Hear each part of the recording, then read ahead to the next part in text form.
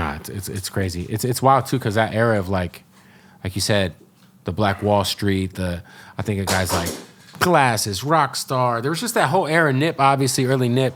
Yeah, that was kind of like the era that you came up in was like the new West Coast. New West, yeah. And that was, there wasn't the only person who got the cosign was earlier on was the Game, right? He was kind of the last guy to get a big cosign, which worked out for him. But I remember there was a lot of animosity towards some of the OGs for not necessarily fully embracing that era of what was going on. Honestly, I was just talking to Julio G about this. You know what I mean? I just think it was a disconnect.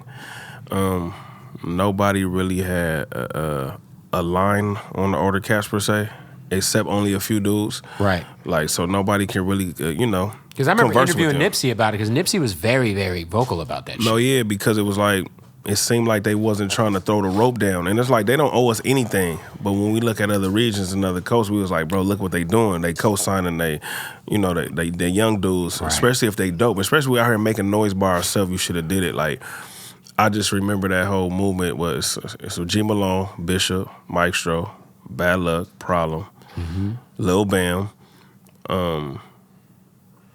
Nip, of course, I said that, Topic. There was even like, what was the Mexican cat's name? Bishop. Omar Cruz was on Omar Cruz. Omar Cruz was popping, for sure he was. He was super big. Can't forget about him. The whole, with the Dub CNN and West Coast Riders, those are the outlets. Shout out to Nima from Empire, who was running CNN. Yeah, now Nima's one of the biggest it's crazy. moguls in the, he used to just run on the West universe. Coast hip-hop facts. Yeah, shout out to Nima. But no, we had a cold crew, 211. Joe Moses, like, I can go on and on, but we was all just making our way and our name popping without them. And so then we was like, okay, let's do something with y'all. And it looked like they was kind of like, pushing us to the side. For a moment, it felt like that until we started getting vocal. I felt like, though, when everything started getting vocal, I feel like there's no coincidence that the Kendrick cosign happened a little bit after that. No, facts.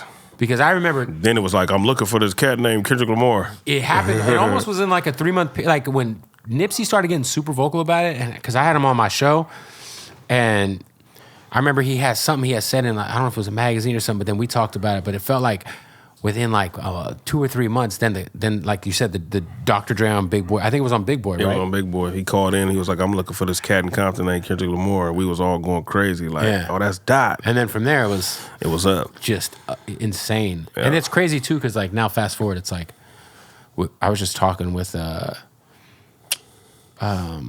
Reason. He was here earlier, and we were talking about like Reason, Carson, Finest. We were talking about TDE. To me, like, Top's probably the greatest music executive in hip hop history at this point.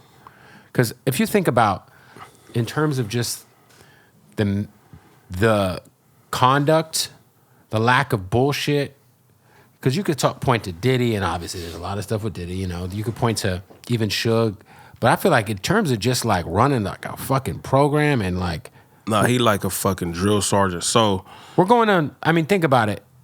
What year did J-Rock sign to Warner? 08? 07? Oh, I think it was 08. When did the record with Game drop? 08, 09? It was like 08, 09. So it's like from there to now, that's 16 years? Nah, it's very structural if you see it. And then there was like, there's obviously points and times throughout that where, J-Rock, he did the joint venture with Strange Music. Strange Music with Tech 9. And then Kendrick was on the road on that tech tour with J-Rock. And yeah. G Malone, were you on the... I was on there with him. I wasn't performing, so I went on there. That's when I got shot up, and I was actually still healing, but I was on the road with him just for like a few dates. And right.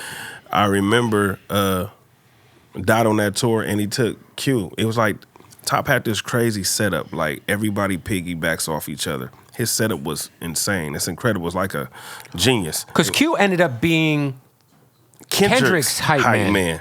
Exactly. Yeah. And then when they was on tour, so they was a song called Michael Jordan. It started cracking. Well, there was the Michael Jordan song, yeah. No, but it was cracking on the tour. Oh yeah. With Tech. Yeah. And that started cracking. So it just seemed like they piggyback over each other. And then boom, last but not least, then it was Soul to crack. But the dynamic of how he runs his business is dope.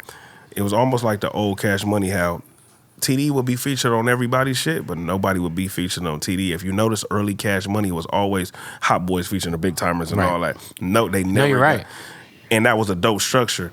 And fun fact, I probably messed up my opportunity, not in a bad way, but you know, I've been around them forever. But Top asked me, I didn't know what a joint venture was back in the day. I was just young and dumb and just thugging out. To do a joint venture with TDE?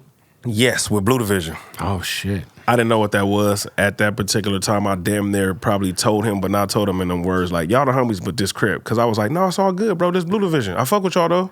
So in his eye, he probably like, man, we love K-Boy. He just don't understand yet. And look, 20 years later. It's crazy, man. It's biggest just crazy shit on the West about, Coast. like, it's not even that. It's the biggest shit in the world. It's like, SZA is probably the, top 2 or 3 biggest pop star in the world. Doechie's going to, I mean, Jesus.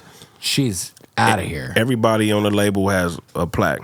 And even if they didn't have a plaque, they was a part of being a part of a plaque, writing on it or anything. Like, the team effort over there is incredible. Yeah, I think, with TDE, it's like, it's funny because about a year and a half ago, me and Problem argued. I said Death Row over TDE, just based off impact. But I feel like fast forward like a year and a half later, I think Problem was right. Because he said TDE over Death Row. He's like, the run is longer, which is true. It is. Less drama. Less drama. You got a pop star that's cracking. For sure. And the other thing, too, is they actually, the thing about TDE is they really are the last label that's great that does real artist development. Like, you don't have to be super, they're not out here signing whoever's got the hottest shit. No. They're just building talent. Doechie been on the label for 3 years. Yeah, and now look at her. Yeah, Ray Vaughn's been cooking. Whenever Ray Vaughn rolls out for real. Ray Vaughn is one of the hardest underrated dudes out here. He's amazing. This thing's crazy. Yeah, so it's just dope to see. Shout out to my Long Beach nigga. So what do you got going on? So you came here today. So today what I got going on, for those who don't know me, they know I do music, but I feel like my calling right now, I've been like giving back to the community.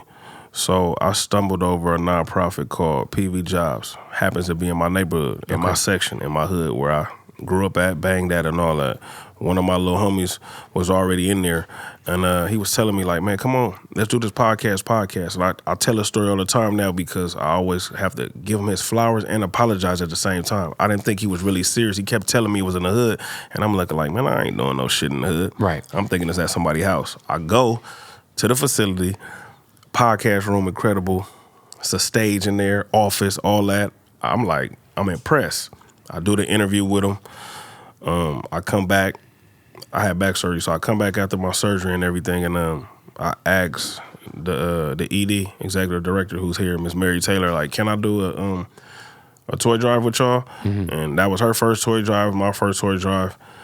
Got a super bond with all the youth. I call them the youth, but the program is like from 16 to 24. Okay. And bro, I just been dealing with them ever since then, and it's just been like fulfilling for me every day that I can walk in every day to try to help somebody, do better and, help save a soul. Because I wish I had that when I was coming up. So is it essentially to try to just kind of like give people an outlet? No, bro. She does everything. So she made me the creative director over the media pathway, right? Okay. So we got audio engineering classes, film editing classes, podcasts.